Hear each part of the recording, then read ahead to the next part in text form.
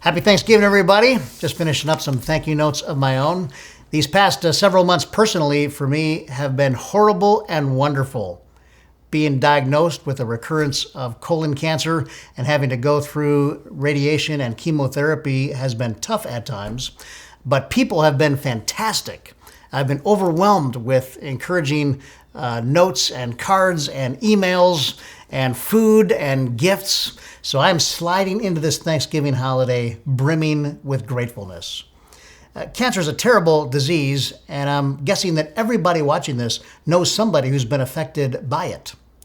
But cancer doesn't come with any social stigma the way some other diseases do. And on this Thanksgiving Day, I want to share with you a story of Jesus healing the lepers, people of leprosy. Now, leprosy was a truly awful disease.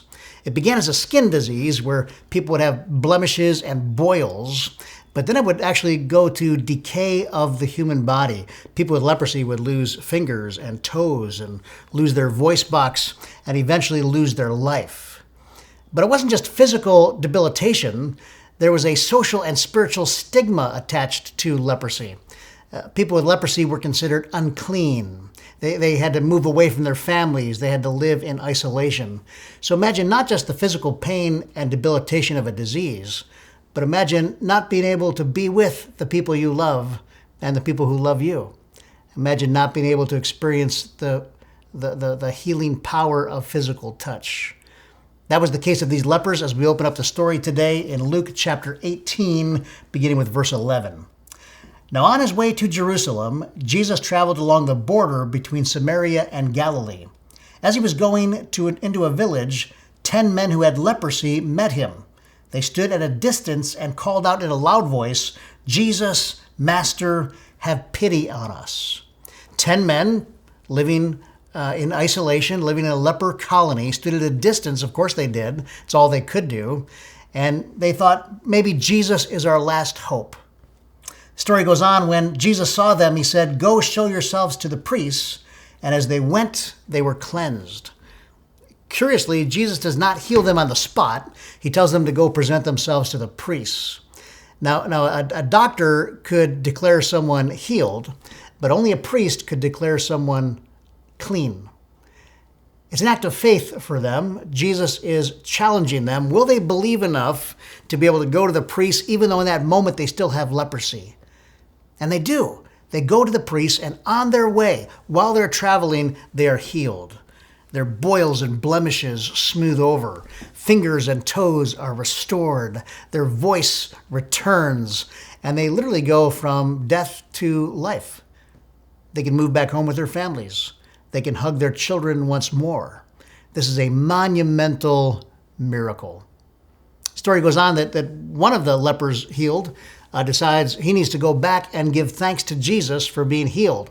The other 9 lepers do not go back. The story does not tell us why. Maybe they were busy. Maybe they were overwhelmed with their own joy. Or maybe, as is often the case, when the problem goes away, we go back to taking things for granted.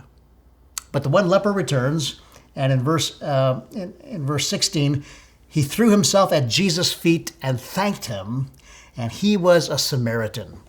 This healed, grateful leper throws himself at Jesus' feet, and this might have been the first physical touch this guy has had since childhood, and it's with Jesus. And it points out the guy is a Samaritan. Samaritans were despised by the Jews. They were considered half-breeds. The one guy who was least likely to return and give thanks is the only guy who did so. Jesus asked, "Were not all 10 cleansed? Where are the other 9? Has no one returned to give thanks to God except this foreigner?" Then he said to him, "Rise and go. Your faith has made you well." It's an unusual part of the story because we see the pain of Jesus. We're not all 10 healed. Why is only one returned? You feel the disappointment of Jesus here. And then he turns to the one who returned, "Rise and go. Your faith has made you well." Sounds like this guy received not just a physical healing, but a spiritual healing. That's the power of gratefulness. Gratefulness affects us body, mind, and spirit. And on this Thanksgiving Day, I want to give just a couple tips for how we can become more grateful people. Number one, be grateful for imperfect gifts. Have you ever received an imperfect gift? Of course you have. And if you're with people on this Thanksgiving Day, you are surrounded by imperfect gifts, and so are they in you. If I wait until my children have their room cleaned perfectly to give thanks for them, I will never give thanks. If I wait until my body is perfect, I will never give thanks. I'm not always happy with my body, the way it looks or feels or responds, but I'm grateful for it. And as flawed as it is, I must learn to be grateful for my body, for my family, for my house, for my mind, and for my life. I can't wait for things to be perfect. Imperfect gifts are the only kind that you and I get in this world. And tip number 2, express your thankfulness. You're with some people today, likely, that you can express your thankfulness to. Tell them how grateful you are. Call some people on the phone. Write some thank you notes like I like to do. Express your thankfulness. There's power and healing in the expression of thanks. Again, we see gratefulness impact body, mind, and spirit. This is the day the Lord has made. Let us rejoice and in it be glad. And I am so thankful for all of you. Happy Thanksgiving Day, everybody. Hope to see you soon.